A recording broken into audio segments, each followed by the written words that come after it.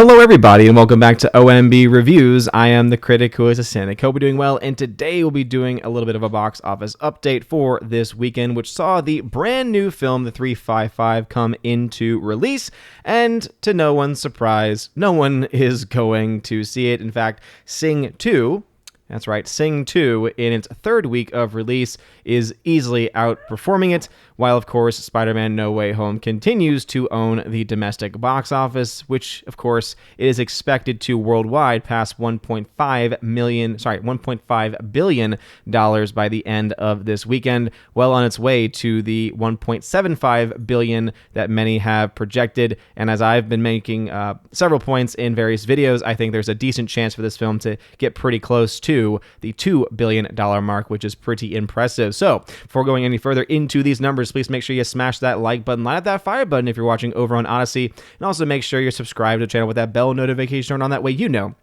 every time a new video or live stream goes live on the channel. All right, so the 355, well, it's not looking good, folks. If we actually look at the numbers for the movie, it is sitting right now as a brand new release in over 3,000 screens at $1.7 million for its Friday release, which would include its $350,000 opening night on Thursday. So yes, this movie opened to $350,000. That's right. Very, very bad opening for this film on Thursday. And so therefore made another, $1.4 million on Friday specifically. And it is expected to cap out around $3 million for the weekend. As of course, we can see Spider-Man No Way Home, which from last Friday has only dropped 46%, which is a very strong hold after the film has now been out for 22 days, while Sing 2 comes in at the number 2 spot with the $2.6 million with a 59% drop. And so that film also, though not making nearly as much as Spider-Man No Way Home, is making enough to bring it to the point where it is likely going to be profitable going into its third week of release. Films like The Kingsman, Matrix Resurrections, The West Side Story, all of those other films that came out somewhat recently, specifically Kingsman Resurrections, making less than $1 million, though much stronger hold for a film like Kingsman versus that of Matrix Resurrections. In both cases, we're looking at financial failures and flops, and we will also probably likely see that from the 355 as well. We, of course, have to wait for some foreign totals to start coming in, and I'll have that on the full box office breakdown tomorrow. Looking into individual totals at this point in time, Spider-Man No Way Home is now at $1.4 billion.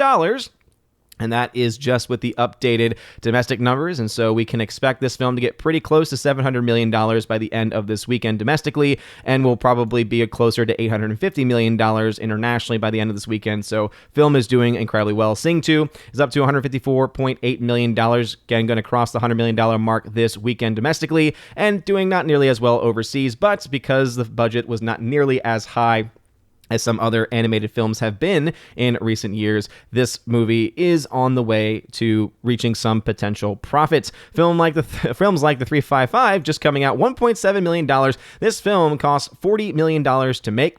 Actually, wait a minute. This, according to the numbers, is reporting that the film's budget was $75 million. Interesting. I'm going to have to double check that, because the report I saw said that the budget of the film was around $40 million. In fact, let's go ahead and we'll fact check this live on air. That's right. We'll do it live, everybody. So let's see what source they're using. So this is saying between 40 and $75 million. So yeah, Variety is reporting $40 million. Whereas, let's see, Deadline Hollywood is instead reporting that it was closer to $75 million. That's why you always want to look at the sources, people. Always look at the sources. Never trust Wikipedia. Look at the sources and see what they were reporting, and also whether or not they have any actual data to back themselves up, or any actual, basically, whether or not they have any actual legitimacy to them whatsoever, if they've been able to make predictions like this before. So yeah, according to according to Deadline, the 355 cost closer to $75 million, whereas Variety said 40. So basically, this film is already said to be a financial loss, but could actually be a much bigger loss than I originally thought. So we'll, of course, wait for those full numbers to come in tomorrow and do a box office update and breakdown on that. But man, oh man, $40 to $75 million budget.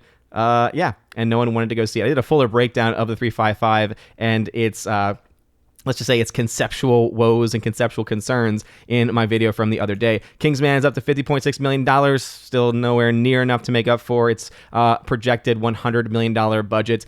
This is the film where the official budget had not yet been released as of the last time this video was recorded on the topic. Let's see if they have had any updates. Nope, still no production budget for this one. The Major Resurrections, we did get a $200 million production budget, $107.5 million. As you can see, it's going to fall well short of the break-even number that it needs to reach to, which for this film, I believe, would be around $500 million. So way off from that. I think the entire loss, when you do all the calculations, is going to be somewhere around $200 million, especially with how slowly everything is going at this point in time. Going into the box office chart, as you can see from the 355, assuming that original $40 million production budget, the break-even number for this film would have been around $100 million, meaning we're looking at a movie that needs to make between 100 and maybe 150 million to break even.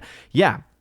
Good luck with that. Probably not going to happen, but with the number it currently stands is a $58.9 million loss, so really not all that surprising. And remember that we get these numbers by taking what we actually have as far as the actual current box office reports, assuming down the line, right? Because obviously these are all future predicting that the studio is going to get around 60% of the box office number, and then subtracting the actual cost of the film, and it gets us to around $58.9 million. So yeah, not looking very good for the 355, which is a female spy film. And that's not the problem. The problem is that when they were originally conceptualizing the idea, they started from the premise of, hey, let's have a female spy movie.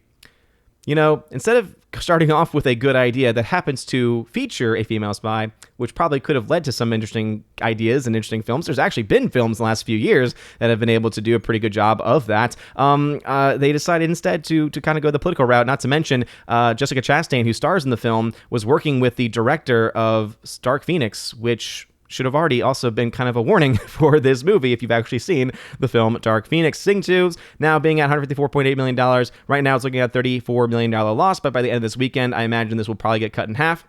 And it'll probably get a little bit closer in the original projections that I was making for this film of being somewhere between $21 and $45 million in actual net gain, net profit. Spider-Man No Way Home is continuing to do incredibly well with $1.4 billion. It's looking at raw net gains of $541 million, easily the most impressive and the most the highest grossing film as far as net gains are concerned of any films released in 2021. West Side Story, I'm still waiting for the people to show up for this film that I was told were going to show up for this film by many people in the media. $52.7 million means that this film is still at a $100 million loss. Though what I will say is, and to its credit, it did double what it made, or gets to get very close to doubling what it made in the first 2 weeks. So it's actually tracking, as far as, you know, the legs of the film are concerned, relatively well. The problem is, of course, that they spent way too much money on this movie, and then, of course, decided to add things into the film that would have pushed people away from it, and sure enough, people have been pushed away from it. What's truly interesting about the 355, though, is that the continued excuse of the pandemic is once again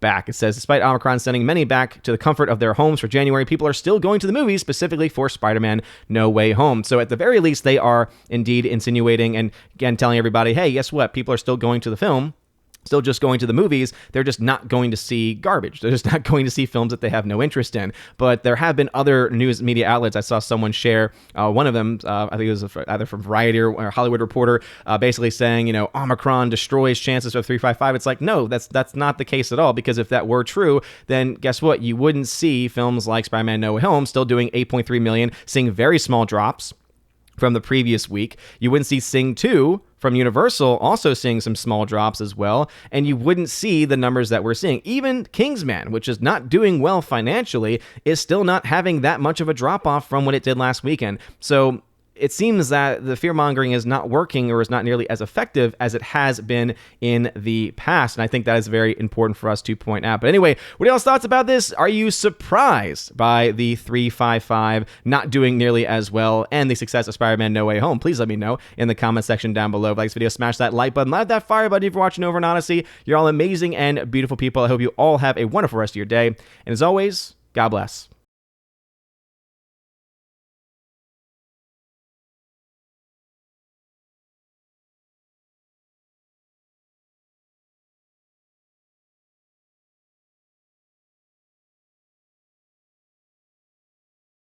And now for a huge shout out to all of my January Patreon Subscribe Star and Locals members. Starting first off with Locals, shout out to Kara Tharp, UAB Mad Dog, Mike Jackson, Biffer DeHobbit, and Robert Barnes. Thank you all very much for supporting me over on the Locals platform. Also a shout out to my Subscribe Star people, UAB Mad Dog, Mike Jackson once again, Storm Tracker, The R, Fast Reaction, Nosferatu Gatsu, Stan 4, John B, Mr. Roy, Glinzer, J. Alex McCarthy Jr., Dean Heiss / the new number 2, J-Rod the Beer Guru, and ZK Man. Thank you all very much for supporting me over on the Subscribe Star platform. And lastly, to my Patreon supporters, my 30 Patreon supporters over there, animation commentator Brandon, let's go Brandon, Brian P., Christopher Bowman, Father Christopher Miller, hail to you Father, Father Damian Cook, Garrett Searles, Hannibal Grimm,